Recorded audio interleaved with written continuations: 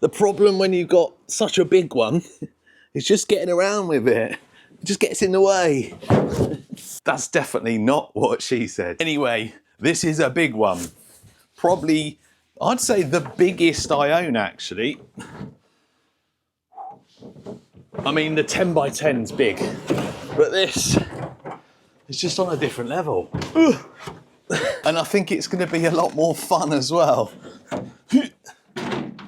Jeez. This is an MCD XR5, a 1/5 scale rally car. And hopefully by the end of this video, we're going to be ripping it around, smoking tyres and, well, just having fun. Because there is no other purpose to be making this video other than I love rally cars and this is probably, well, the biggest and the coolest you can buy. Let's just put this size into perspective. 1/10 rally car. Just happened to have them out here. It wasn't for this video.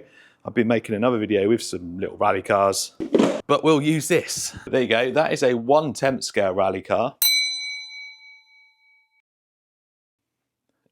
And this is the XR5. Just look at how big it is. I've wanted one of these for ages. And the only reason I didn't buy it sooner was because I'd bought the big 10x10. I couldn't justify spending a load of money on this as well. But luckily, the money and the time I invested into this paid for it finally and give me enough money to get this awesome thing. Wow. Look at this thing. This is the first time I've properly had a look at it.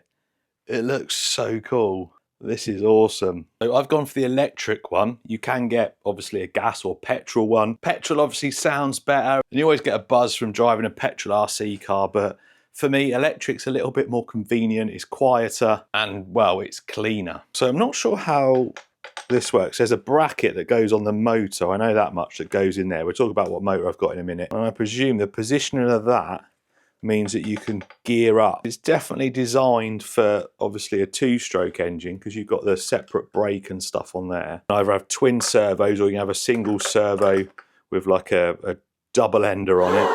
Stickers, spoiler, trim. There's the bracket in there for the motor and some other bits and pieces. Just love all the mechanical stuff. Drive shafts have got nice rubber boots on them. Suspension feels quite stiff. Be nice to soften that up maybe. We'll wait until it's all together because it might not need softening up. Big old wheels, like a tarmac tread on them. This thing's going to be ripping. And for a big boy RC car, you need big boy electronics. So I've got a Hobbywing Max 4 with a 70125 motor, 560 kV. So low kV, but hopefully we can gear it correctly and it's going to run 12S. But this thing is going to rip. Yes, 12S. Look at the size of that motor. There's a Castle 2028, which is also a big motor. That is the motor out of the big 8S Outcast. So yeah, that's a big motor as well. And that is your standard 1/10 scale motor. So that should give you an indication of the size. Look at it. And to pair up with this motor, you've got a giant ESC as well. Look at it. But that is what's going in the big boy. And then for the steering, we got a Beast 1000 Reef servo. We'll cost it up at the end. I'll show you how much these things cost to build. And I get it, for most people, this is way beyond what you could do. And it's way beyond what I could do if, well, you guys weren't watching. So I'll take this moment to say thank you. You've given me the opportunity to do this and I'm grateful for that. I'm not just saying that, I am really grateful. So putting the motor in, I thought it was going to be relatively simple. There's just a couple of brackets that you have to put on. There's a support bracket that goes on the back. There's a bracket that goes on the front, which then slots into the mount. I did have to take the pinion off to get the little bracket out, so I could then get the grub screws on the motor shaft. And I had a bit of difficulty getting the bolts into the motor mount because there was just stuff in the way. And I've just been trying to get this support bracket. There's some holes just under there that this lines up with. And I couldn't get it lined up. It just wouldn't line up. It's fixed underneath by these. When I was screwing it in, it kept going in at an angle, even though I had this square. It turns out that this whole plate that goes across the bottom there was slightly off. So I've had to loosen it all. You can see it's part of the main support that holds all the motor and the mount in. But it was slightly off. I'm going to try it now, but I'm still not convinced that this is going to line up properly. I mean, I reckon I'll be able to get one of them in. Let's try and get that one in. I can't really get close enough, you can't see on camera, but it doesn't line up with that hole. The bracket on the motor isn't wide enough to go there. Here's the picture. So that's the bracket that goes across the bottom of the motor. I presume it's meant to fix on there. That's the only place it can go. Well, I'm going to get this lined up as best possible, get it all fixed down. We'll just have to leave it with one. It's definitely how it shows it on that picture. I don't know. Oh man.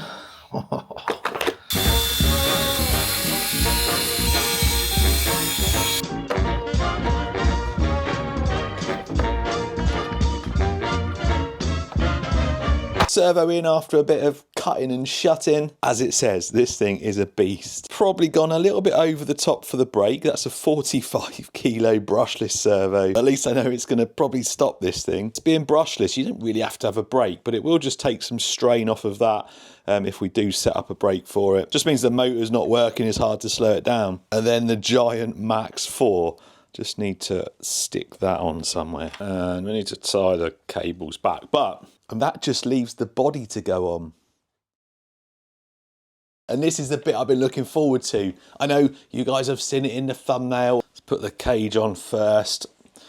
I'm going to need to fiddle about with it and get it lined up properly. I've got a few decals to put on it.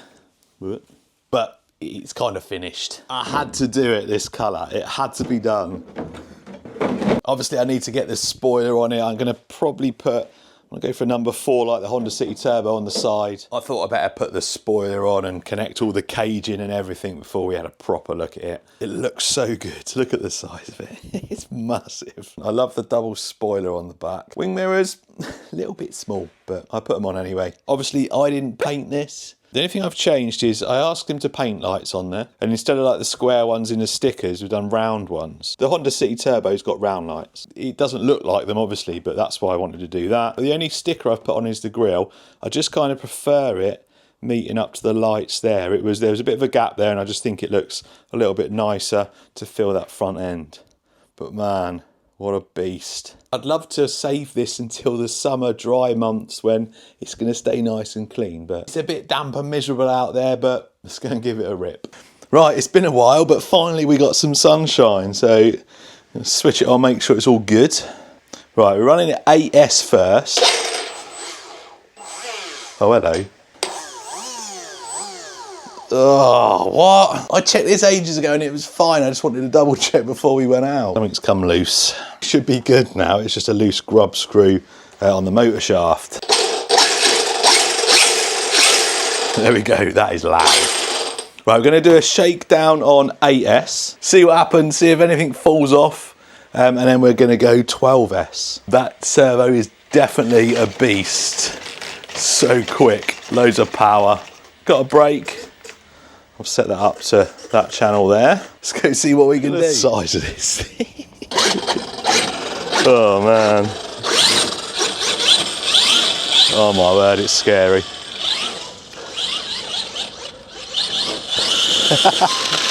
Whoa, that is slippery.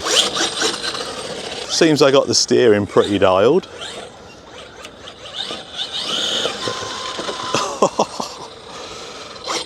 Oh, this is going to scare me every time I drive it. We need less curbs, I think. Obviously 8S.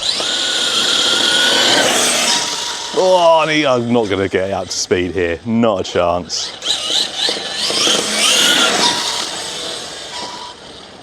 Way too slippery.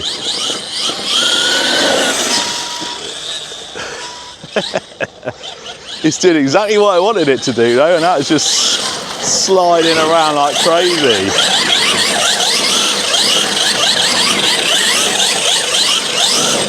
Oh man.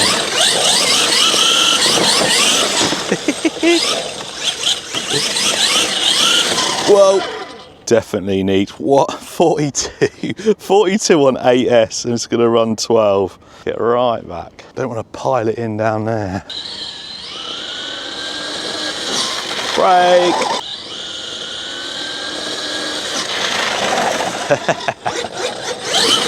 Oh, I love it. Absolutely love it. 44. This thing's gonna do probably like 60 or maybe more. Definitely gonna need a crazy amount of space to run this.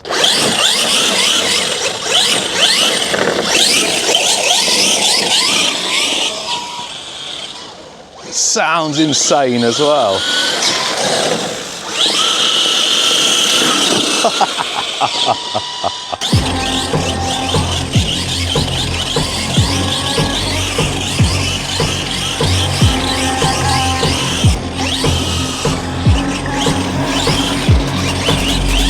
I was thinking I was going to have to gear this up to get it to go as fast as I wanted it. But I reckon with the stock gearing on 12, it's going to be even more of a beast as it is now.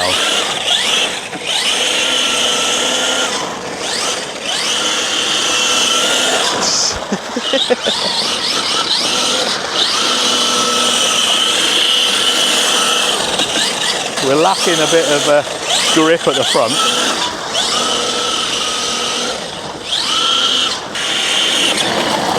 Oh man, so obnoxious and angry.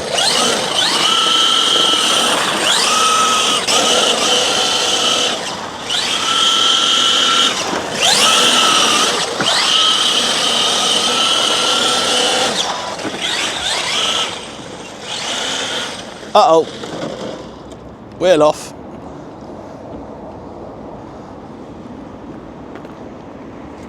Oh, it's not just a wheel nut, it's the whole hub and the pin and everything. Oh man.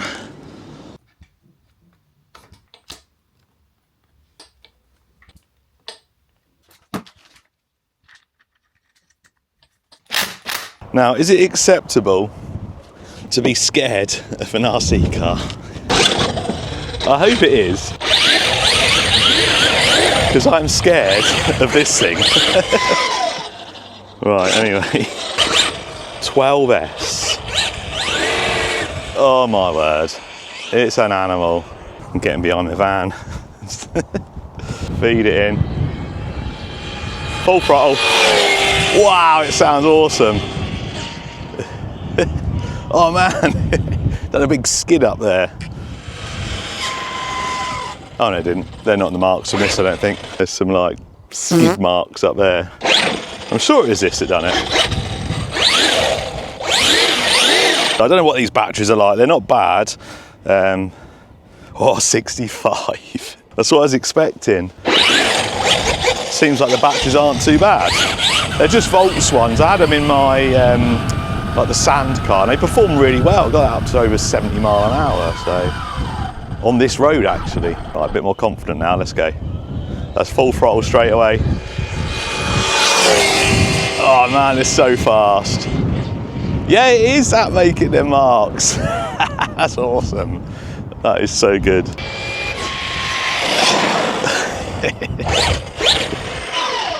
So just to confirm, 65.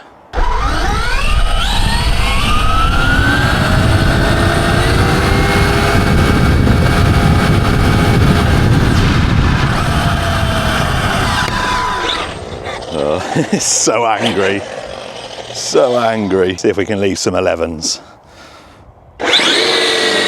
Oh, not quite. I need to go and show you the marks it makes up there when I brake. You can't see them as much when you walk up here, but there's like 2 lines that go all the way down there, and then there's 2 that go down there as well.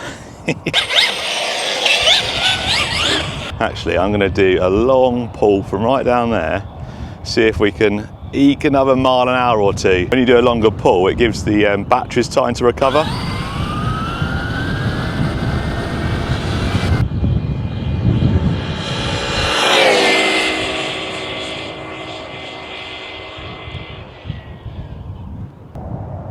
No, same. Oh, we just blown a tyre. Oh, hello. Blimey, that ripped that right in there.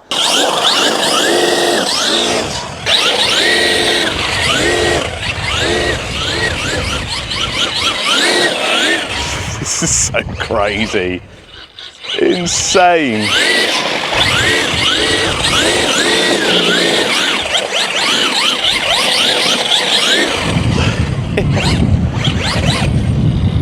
You see that, look? Keeps taking that rear valance up into the inside of the wheel. That's not good.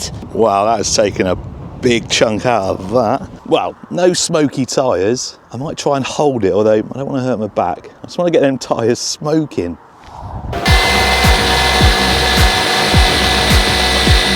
I've destroyed my tyres, and not the way not the way I wanted to destroy them. I still can't believe how mad this thing is. Definitely only needs 8S, I reckon, just for like general bashing about. 65 mile an hour, maybe a little bit too much. Oh, it needs a clean in there. Look at the state of it. Disgusting. These batteries seemed all right, actually. 5,200 milliamp hour volts packs, 30C. Seems to give plenty of punch. Anyway, look what I've done to my tyres. So excited about the marks it was leaving when I was putting the brakes on. I was flat spotted them. Not too flat spot there, and then a flat spot there. So flat spotted both rears and just that one front one. And then look at this crazy damage. Look, obviously the tyre ballooning enough just to catch that, and it pulled it on the inside, properly cut through it. I think I'm gonna have to trim all that. I mean, it's damaged this, I might have to try and get a new one, but I might just trim around there. You can just see on this side where it's taken some of it off from there. But I think other than destroying the tyres and, well, destroying that backlight valance, I think we're all good. Right, before I put the body back on, I'm just going to give it a quick blast off. Now I'll get a few questions about this. I use a pet dryer most of the time because this one you can heat. So not only can you blow all the stuff out, but it also dries it. I always get people saying, oh, you should use an air compressor. I've got an air compressor, but I find the amount of flow from this is better for blowing all the debris out. Air compressor's fine for getting into all the little bits and pieces, but this thing has much more airflow.